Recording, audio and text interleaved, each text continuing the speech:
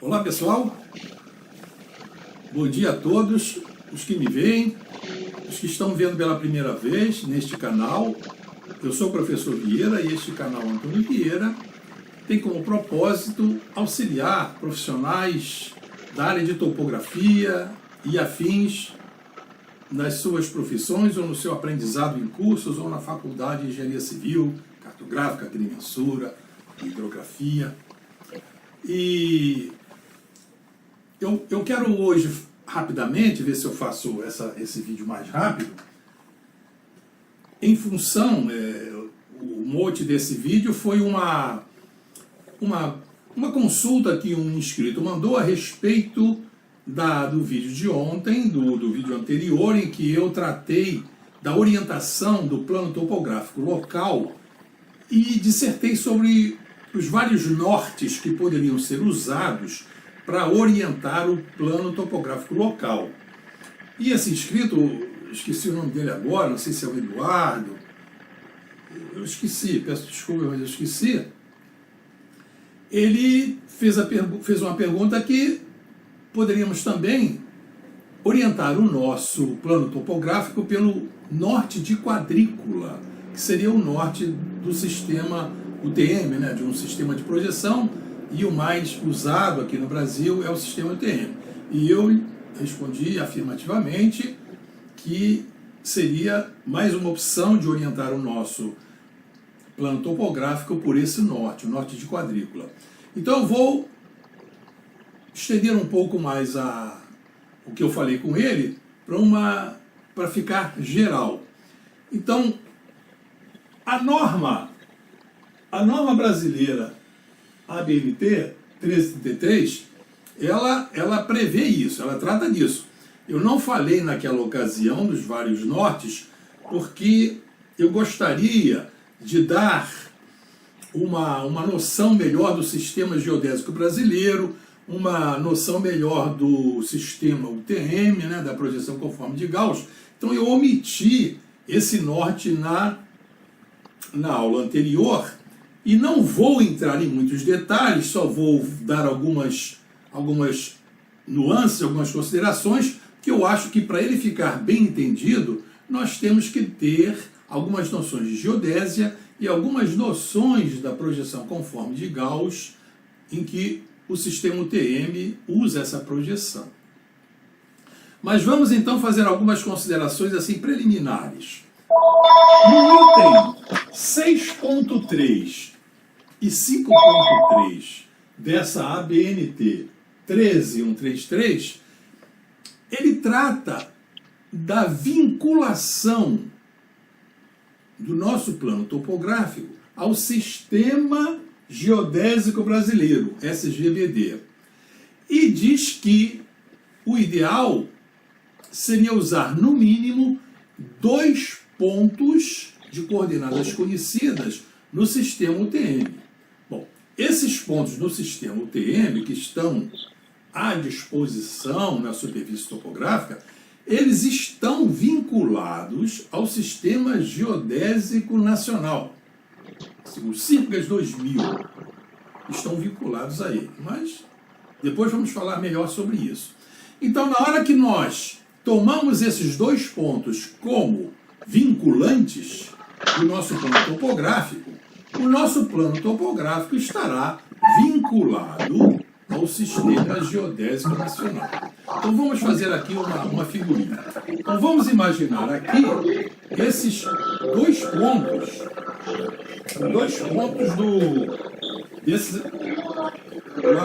do terreno. Vamos supor que esteja aqui esse ponto 1 e depois aqui esse ponto. Sejam pontos, isso aqui pontos do sistema UTM, analogamente pontos do sistema UTM, e o nosso plano topográfico, então, teria como partida esses 2 pontos aqui. A nossa poligonal, a poligonal do plano topográfico, ela então seria desenvolvida, né? Seria desenvolvida aqui, tá? Tudo direitinho.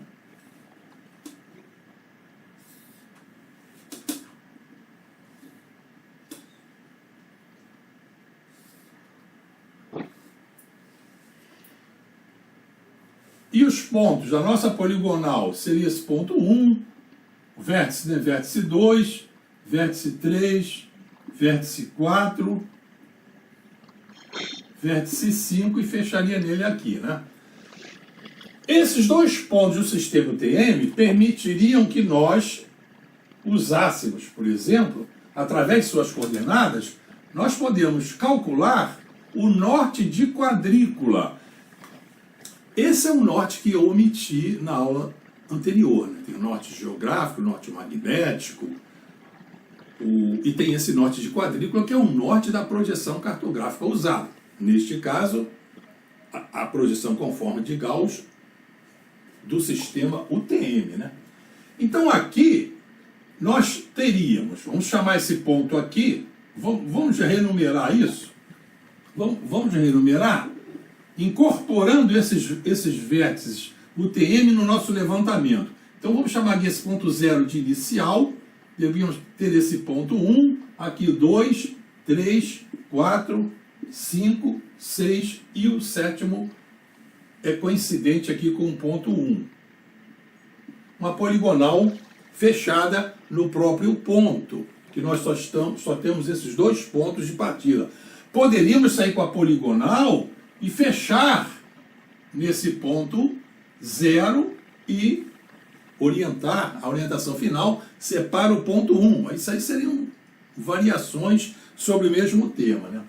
Então, com essas coordenadas UTM, nós determinaríamos esse azimute dessa reta de 0 a 1, vamos chamar isso aqui de azimute de 1 para 0.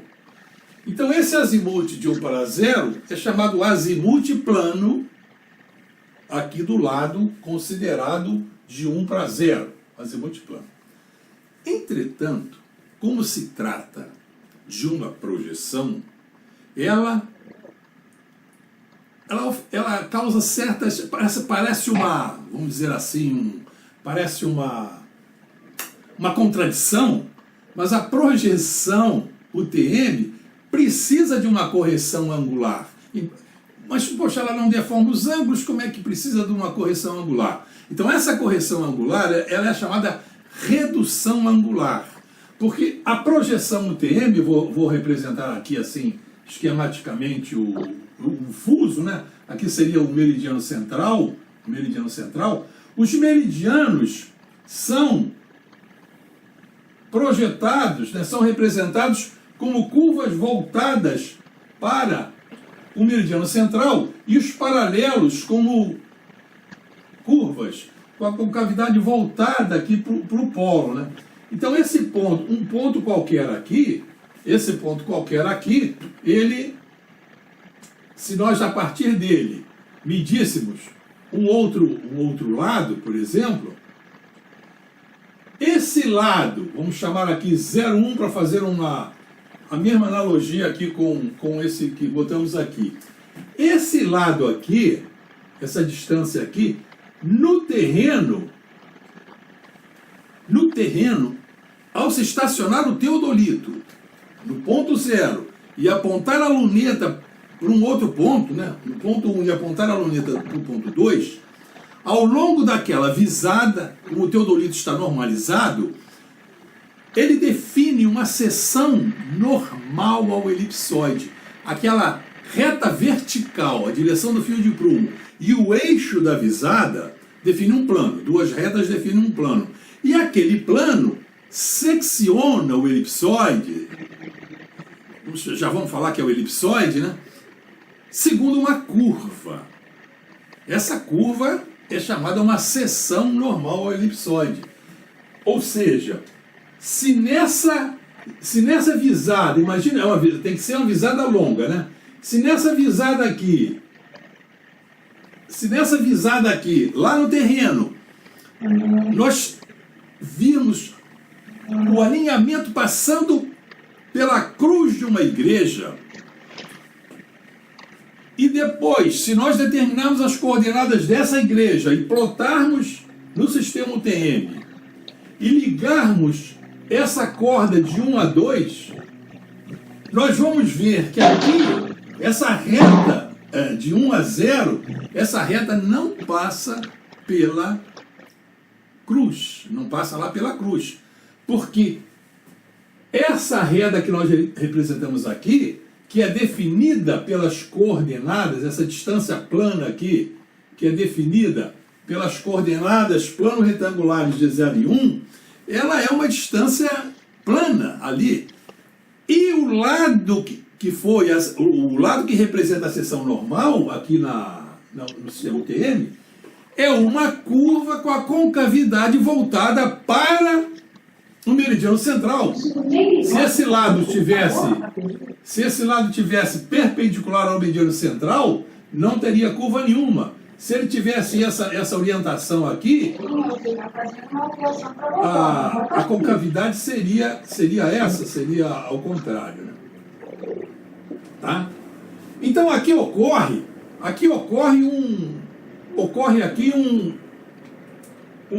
o que nós chamamos uma redução angular, um pequeno ângulo aqui, pequeno de acordo com a distância, pode ser maior ou menor, que permite fazer com que a tangente a essa curva coincida com a curva. Esse pequeno ângulo é chamado redução angular. E ele é representado pela letra grega psi. Então é o psi de 1 para 0.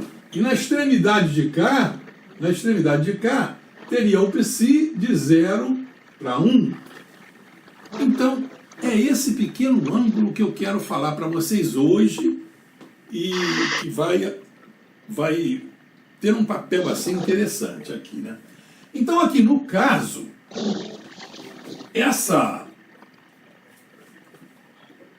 vou exagerar aqui a curva,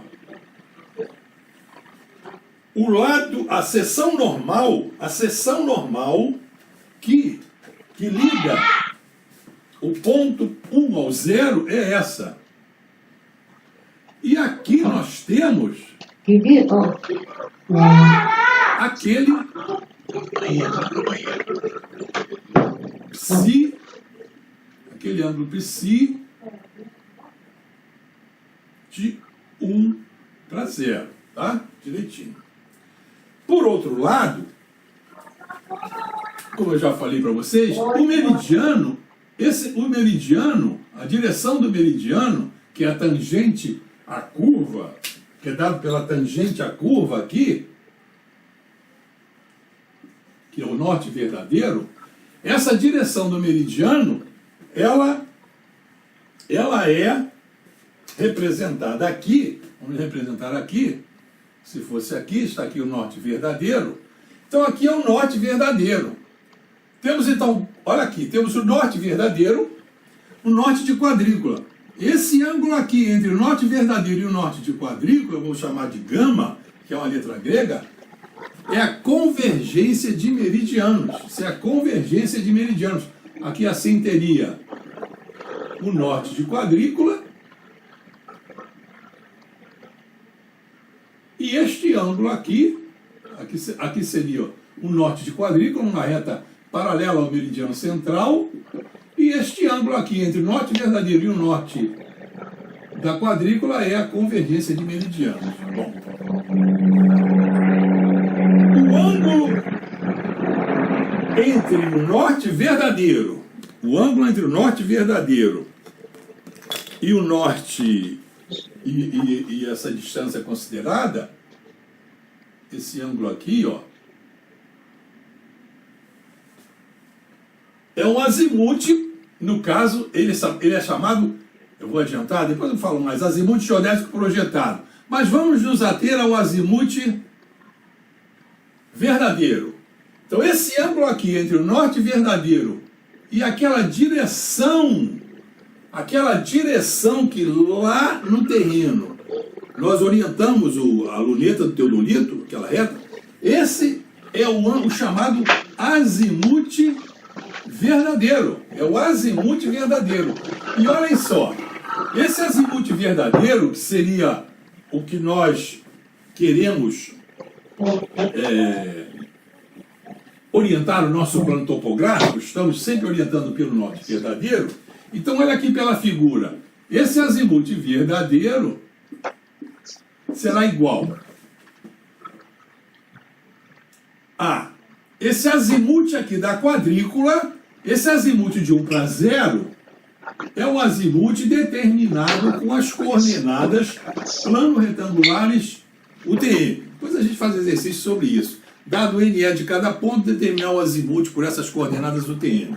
Então determina-se esse azimute plano. 1, 2. Então, para chegar nesse azimute plano, para chegar até aquela direção da normal, aquela visada com o teodolito, nós temos que somar essa redução angular. Psi, esse psi de 1 para 0. Temos que somar esse, ó. A esse azimute somamos esse. E, para ter o azimute verdadeiro, a esse azimute de quadrícula, ainda temos que somar esse ângulo gama, que é a convergência de meridianos. Então, dessa maneira, nós ficamos com o azimute verdadeiro dessa direção de 1 para 2. Tá? E por que isso é importante? Eu não quis falar e eu quero abordar isso com mais detalhe lá com vocês. A norma não é muito explícita, ela não esclarece assim, não entra em detalhes, né? A norma faz de conta que quem vai consultá-la já é profissional e já tem uma bagagem. Então, repare o seguinte, essa redução angular, ela é tanto maior, de acordo com a orientação do lado, ela é muito maior quando o lado está na direção norte-sul. Então esse lado aqui, ó, isso aqui é o norte de quadrícula, quando ela está na direção norte-sul, essa concavidade aqui, esse valor de psi de 1 para 0, aqui sendo 0,1, ela assume seu valor máximo. Depois, à medida que o lado vai sofrendo outra inclinação, ela vai diminuindo até que chega a 0, quando o azimute do lado é 90 graus. E também depende da posição do lado em relação ao meridiano central. Depende daquele é linha. Então, esse psi de 1 para 0, ele é função do afastamento do lado em relação ao meridiano central e da orientação desse lado no fuso. Quanto mais perto de 0 estiver o azimute, maior esse psi de 1 para 0. Quanto mais afastado ele estiver do meridiano central, mais a curvatura desse lado geodésico, dessa distância geodésica, quando é projetada, maior é a curvatura dele. De modo que, se esse ângulo psi de 1 para 0 não for considerado, e a norma ABN3 não fala nada disso, por isso que eu estou dizendo, bom, ela subentende que quem vai trabalhar nisso, né, sabe do ramo, né? Quem só sabe que livro é book não pode dialogar com o Mr. Brown. Ela vai dizer, pô, isso não é leigo que vai usar isso, é um profissional. Então ele sabe que existe essa redução angular. Então reparem que se não for considerado esse psi, a convergência sendo considerada, mas se esse ângulo psi de 1 para 0 não for considerado, isso aqui dependendo aí do tamanho do lado e do afastamento, e esse plano topográfico ele pode ir a, sei lá, até 40 quilômetros, 30 quilômetros, esse trabalho aqui, isso já é para trabalho grande. Então essa distância daqui até esses pontos aqui extremos, ela pode ser grande. Então se esse ângulo aqui não for considerado, comete-se uma rotação, né? Causa-se uma rotação em torno plano aqui da origem, então ele não é considerado. Estamos aqui com a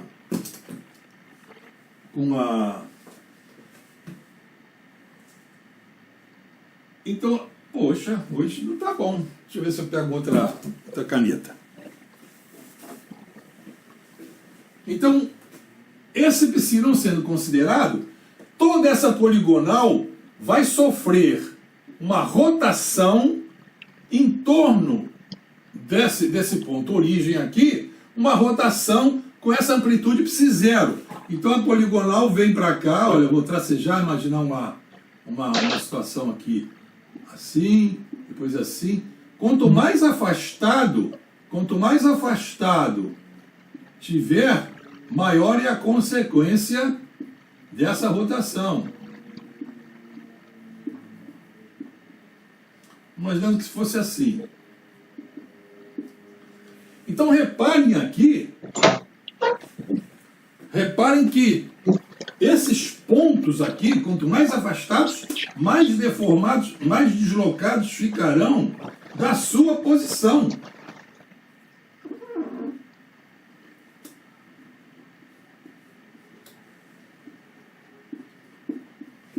Mais afastados ficarão da sua posição. Ó.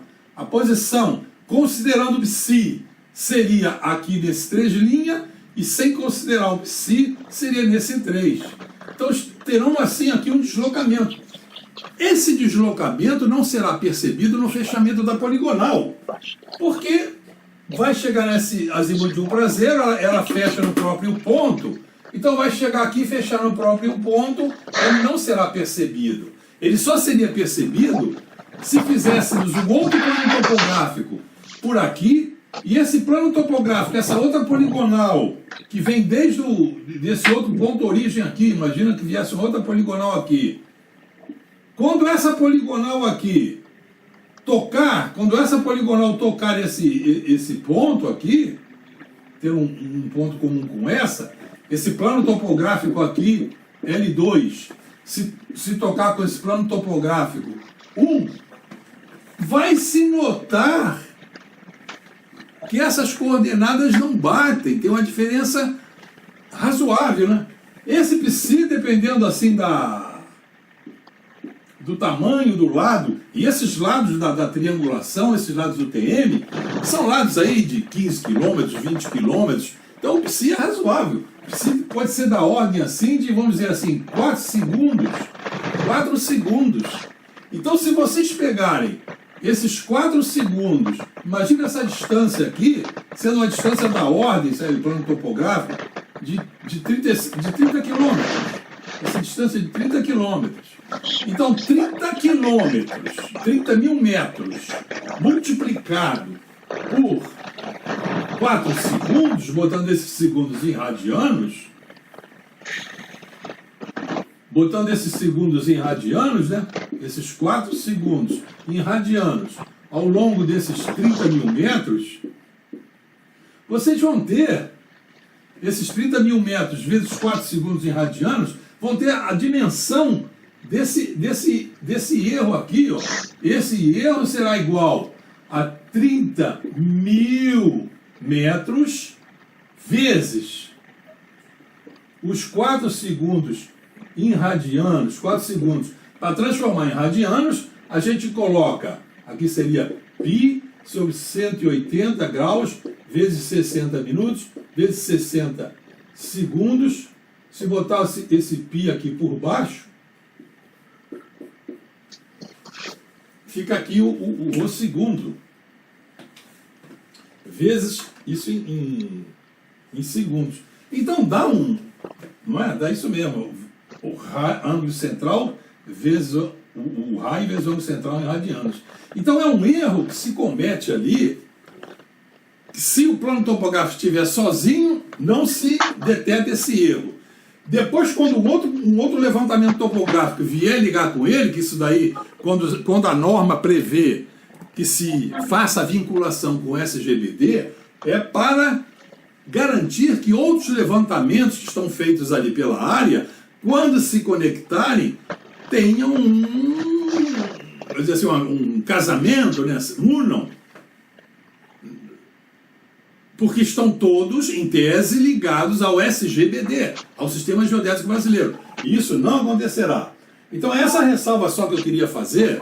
Então, isso é um pouco sofisticado, a norma se omite. Eu acho que ela não deveria se omitir, né? A norma, para ser completa, tinha que entrar nessas nuances, né? Porque o trabalho tem responsabilidade, né? Isso daqui, imagina que se fosse num levantamento cadastral, vai levantar uma parte da cidade, isso não é considerado, então toda aquela, na planta daquela cidade, na realidade, aquelas quadras assim estão deslocadas. Imagina então que se fizesse um loteamento, um projeto, se locasse esse projeto, depois um outro levantamento topográfico com a origem em outros vértices de UTM vem sendo feitos. E novamente, vai se fazer o restante daquelas quadras, daquele levantamento daquela cidade. Essa quadra que já está locada, ela vai entrar em conflito com ela própria, locada na outra planta e outras plantas. Então vai um lote entrar no outro, um terreno entrar no outro. Isso dá problema na justiça. Isso dá problema jurídico. Porque uma planta vai entrar na outra e vai ficar aqueles lotes, um entrando no outro. Isso dá uma confusão danada na justiça, aí chama topógrafo para ver como é que é. E se for um topógrafo que não tenha noção desses detalhes, o perito, ele não vai nem ter ideia do que vai fazer. Ele vai chegar e vai dizer, não, o levantamento aí foi feito errado, ou não sei o que, ele não sabe a causa especificamente, tá, senhores? Então, eu só quis alertar agora sobre isso, mas para ter uma noção rígida, uma noção clara, então vamos um pouco mais devagar. Então, eu falei então nessa parte, eu vou continuar lendo a norma brasileira, e se vocês estiverem aí, vão lendo também, tendo uma dúvida, uma curiosidade, mandem para mim, coloquem nos comentários essas dúvidas, aí eu faço assim uns primeiros socorros e vou prosseguindo a matéria para que vocês fiquem com um conhecimento rígido, um conhecimento correto de como se deve trabalhar. E eu peço também, em relação aos comentários que eu li na última aula, não foi bem um comentário, mas eu reparei um dislike, um polegar assim para baixo. Isso quer dizer que alguém não gostou, não entendeu a aula. Mas nessa aula, nesse formato de aula à distância, fica difícil assim ver que o aluno não está entendendo. Eu sempre dei aula presencial. Na aula presencial, pela minha experiência no magistério, poxa, mais de 30 anos, mais de 35 anos de magistério superior e já em cursos de topografia, uma série de cursos, já dei aula até em cursos de arqueologia, topografia para arqueólogos. Então, na aula presencial, já com a minha experiência, eu percebia nas feições do aluno, eu fazia leitura facial pelos olhos, eu percebia que ele não estava entendendo. E tem aluno que fica acanhado de dizer sua dúvida, não sei, para não ser zoado pela turma, ou talvez esse aluno não tenha entendido e tal, e ele não escreveu nada, olha, não entendi isso, talvez com medo de, poxa, vão achar que eu não sei nada, não sei o quê, mas aí eu não sei como ajudar, eu não sei nem em que ponto não entendeu, mas eu penso que, poxa, esqueça isso, pô, pensa que você vai ser um profissional bom, mostre onde está a sua dúvida, que eu esclareço, veja onde estão suas falhas e vou orientar você. Eu quero dar aula para esse espectro largo, não quero dar aula só para quem sabe, não. Eu quero dar aula também para quem não sabe e quer aprender. Esse é meu propósito. Meu propósito é esse. Eu estou aqui gastando tempo e tal, podia estar fazendo outra coisa, mas eu tomei isso como missão, devolver para a sociedade tudo que ela me deu. Pô. Eu estudei por conta do governo, do primário até o mestrado, pô. Criei minha família. Pô, eu quero devolver isso de alguma forma, e a forma que eu achei é fazer esse serviço voluntário. Então, por favor, vocês digam aí, olha, não entendi isso, isso, isso. Aí, pelo que não entendeu, eu já vou perceber, poxa, a dúvida está lá no, sei lá, pode estar lá no ginásio, naquela questão de razões e proporções, que eu fiquei fazendo, A está para B, B está para C, somando o numerador com o denominador, está lá. Eu vou identificar e vou dizer, olha, dá uma olhadinha lá, daqui, dali, eu vou orientar. Tá bom, senhores? Na aula presencial, isso acontecia muito assim nas minhas turmas, eu percebia que o aluno não estava entendendo, aí na hora que terminava a aula, a turma ia embora, aquele aluno vinha rapidinho falar comigo no quadro, aí ele dizia, professor, eu não entendi isso. Ele não quis falar na hora, eu também ficava quieto, não dizia, pô, por que não falou na hora? Não falou na hora porque ele não queria se expor na turma, aí tá legal. Aí ali no quadro eu dava assim uma aulinha particular para ele, esclarecia tudo, mas aqui não tenho como. Não tenho como, meu amigo. Pô, você vai ter que abrir mão aí, se expor um pouco, mas, poxa, vai ser em seu benefício. Tá bom, senhores? Então, se gostaram dessa aula, vocês deem aí um like, compartilhem ela com pessoas. Eu estou muito satisfeito com a quantidade de inscritos, um assunto desse árido, muita especialidade. Pô, já tem quase 400 inscritos. Pô, eu nunca esperava isso. Senhores, então, até a próxima. E não esqueça de fazer os comentários aí para me orientar. Tchau, pessoal.